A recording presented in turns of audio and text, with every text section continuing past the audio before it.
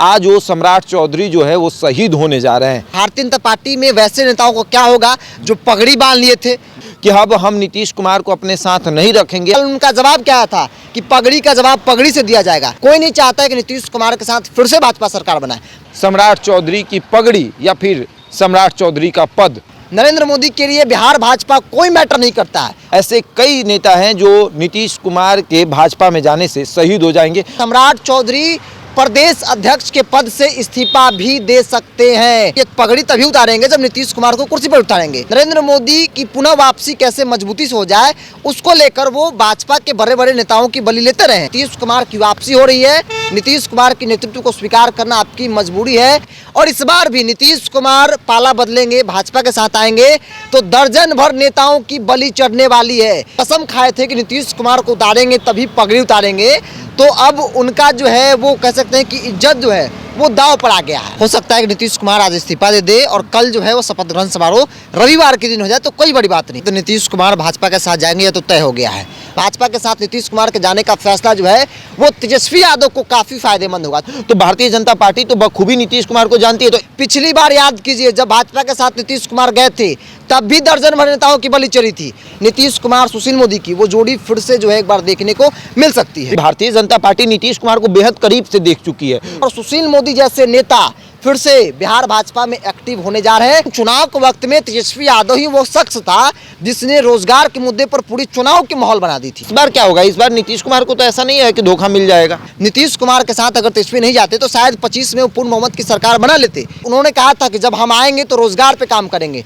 नौकरी बांटेंगे। और आज की तारीख में तेजस्वी यादव और जो महागठबंधन की सरकार है वो बखूबी इस पर काम कर रही थी। तेजस्वी की गिनती कहाँ हो रही है? नीचे तबके में हो रही है, जिसका सीधा फायदा 25 के विधानसभा चुनाव में तेजस्वी यादव को मिल सकता है। ये राजनीति को जानने समझने वाले लोग इस बात को मान चुके हैं। देखिए, नीतीश कुमार और तेजस्वी के बीच की जो डोर है वो बहुत कमजोर हो चुकी है और कभी भी टूट सकती है। ऐसे में नई डोर जो है वो भारतीय जनता पार्टी के साथ नीतीश कुमार बांधने जा रहे हैं और वो मजबूत डोर हो सकता है। लेकिन सवाल ये उठ रहा है कि जो सम्राट चौधरी लगातार ये कहते थे कि अब हम नीतीश कुमार को अपने साथ नहीं रखेंगे, अपना कंधा खुद मजबूत करेंगे, आज वो सम्राट चौधरी जो है वो शहीद होने जा रहे हैं। और ऐसे कई नेता हैं जो नीतीश कुमार के भाजपा में जाने से शहीद हो जाएंगे। हमारे सहयोगी बिरजू हैं, उनसे बात करेंगे कि आखिर क्या होगा। रणनीतियाँ जिस तरीके से बन रही है, भारतीय जनता पार्टी के कितने नेता जो हैं वो शहीद होने वाले हैं। जो भारतीय जनता पार्टी लगातार कहती थी कि अब हम अपना कंधा मजबूत करेंगे,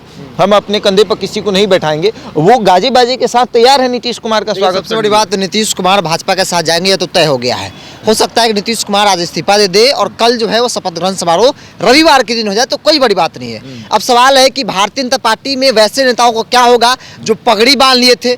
बात हम सम्राट चौधरी प्रदेश अध्यक्ष कर रहे हैं। तो वैसे नेता जो कसम खाए थे कि नीतीश कुमार को उतारेंगे तभी पगड़ी उतारेंगे, तो अब उनका जो है वो कह सकते हैं कि इज्जत जो है वो दांव पर आ गया है। और नरेंद्र मोदी अपनी कुर्सी बचाने के लिए वो हमेशा दर्जन भर नेताओं की बलि लिए हैं। ठीक उसी प्रकार से जैसे तेजस्वी यादव सीएम बनने के लिए आरजेडी नेताओं की बलि लेते रहे हैं, ठीक उसी प्रकार से नरेंद्र मोदी की पुनः वापसी कैसे मजबूती से हो जाए उसको लेकर वो भाजपा के बड़े बड़े नेताओं की बलि लेते रहे हैं। और इस बार भी नीतीश कुमार पाला बदलेंगे, भाजपा के साथ आएंगे तो दर्जन भर नेताओं की बलि चढ़ने वाली है।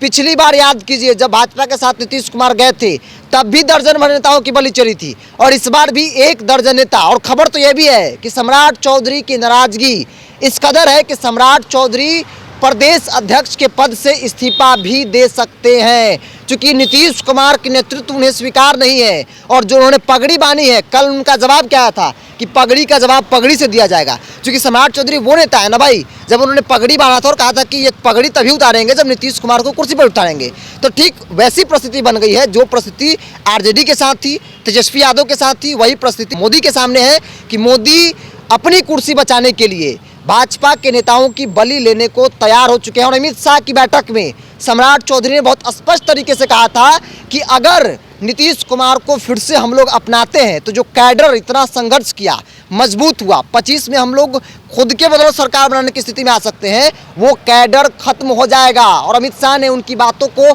परवाह किए बगैर स्पष्ट तौर पे कहा कि ठीक है, आप लोगों ने अपना ज्ञान दे दिया और आप लोग जाइए। नीतीश कुमार की वापसी हो रही है। नीतीश कुमार के नेतृत्व को स्वीकार करना आपकी मजबूरी है, क्योंकि 24 में नरेंद्र मोदी लाना है। नरेंद्र मोदी के लिए बिहार भाजपा कोई मैटर नहीं करता है और इसीलिए बार बार भाजपा के बड़े बड़े नेताओं की बलि ली जाती है।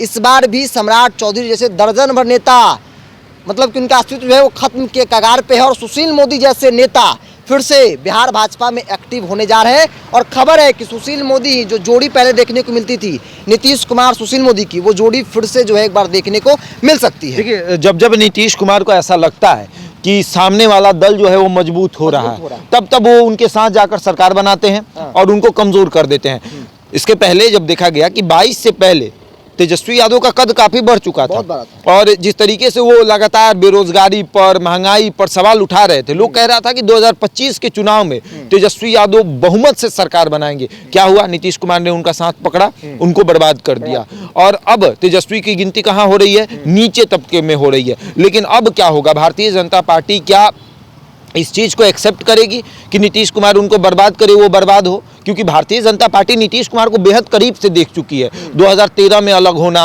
फिर 2017 में वापस आना, फिर 2022 में अलग होना, फिर 2024 में वापस आना। तो भारतीय जनता पार्टी तो बखूबी नीतीश कुमार को जानती है। तो इस बार क्या होगा? इस बार नीतीश कुमार को तो ऐसा नहीं है कि धोखा मिल जाएगा। देखिए, ये कहना बहुत कठिन है, क्योंकि भारतीय जनता पार्टी को 24 से मतलब है, उनको लोकसभा चाहिए। आपने जिक्र किया तेजस्वी यादव का कि तेजस्वी यादव जब उनका ग्राफ ऊपर चला गया था तब नीतीश कुमार उनके साथ सरकार बनाकर उनके ग्राफ को डाउन कर दिया।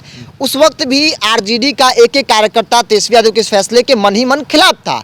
आरजेडी के तमाम कार्यकर्ता इस बात को मान रहे थे कि जो फैसला लिया गया तेजस्वी यादव द्वारा खुद की महत्वाकांक्षाओं को पूरी करने के लिए, वो फैसला गलत था। नीतीश कुमार के साथ अगर तेजस्वी नहीं जाते तो शायद 25 में वो पूर्ण बहुमत की सरकार बना लेते, इसमें नो डाउट। 20 में वो बहुत करीब आ गए थे, ये सभी ने देखा, क्योंकि उन्होंने A to Z की बात कही, उन्होंने रोजगार के मुद्दे पर चुनाव लड़ा, बेरोजगारी के मुद्दे पर चुनाव लड़ा, तो वो माहौल जनता के पक्ष में था और उस माहौल पर तेजस्वी यादव खड़े उतरे। आज की तारीख में भारतीय जनता पार्टी नीतीश कुमार से अलग होने के साथ ही जो कैडर मजबूती से काम कर रहा था उसका फलाफल भी दिख रहा था। भाजपा ग्राउंड पर बहुत अच्छे से काम कर रही थी, लेकिन नीतीश कुमार को जैसे लगा कि भाजपा मजबूत हो रही है, 25 में भाजपा अकेले सरकार बना लेगी, तुरंत उन्होंने पाला बदल लिया और भाजपा के साथ जाने का फैसला लिया। हालांकि इस फैसले को नरेंद्र मोदी ने जो अपने लोकसभा पहुंचने के लिए, फिर कहें कि जो पुनः एक बार प्रधानमंत्री बनने के लिए जो फैसला लिया है, उस फैसले के खिलाफ एक एक कार्यकर्ता है, एक एक नेता है। उस फैसले के समर्थन में कोई नहीं है सिवाय 2-4 नेताओं के।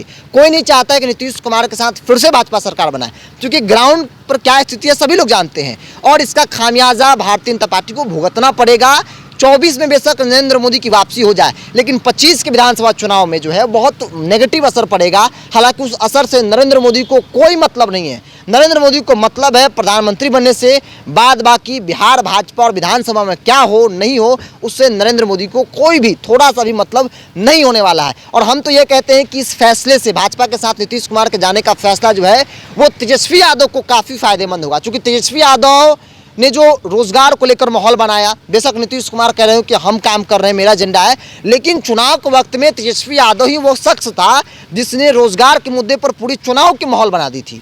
और उन्होंने कहा था कि जब हम आएंगे तो रोजगार पे काम करेंगे, नौकरी बांटेंगे। और आज की तारीख में तेजस्वी यादव और जो महागठबंधन की सरकार है वो बखूबी इस पर काम कर रही थी, जिसका सीधा फायदा 25 के विधानसभा चुनाव में तेजस्वी यादव को मिल सकता है। ये राजनीति को जानने समझने वाले लोग इस बात को मान चुके हैं। तो चलिए, बिल्कुल। तो देखिए, बातें जो हैं वो सामने आ रही है कि अब नीतीश कुमार की वजह से भाजपा के कई नेता जो हैं वो शहीद होने वाले हैं और इस लिस्ट में पहले नंबर पर सम्राट चौधरी हैं।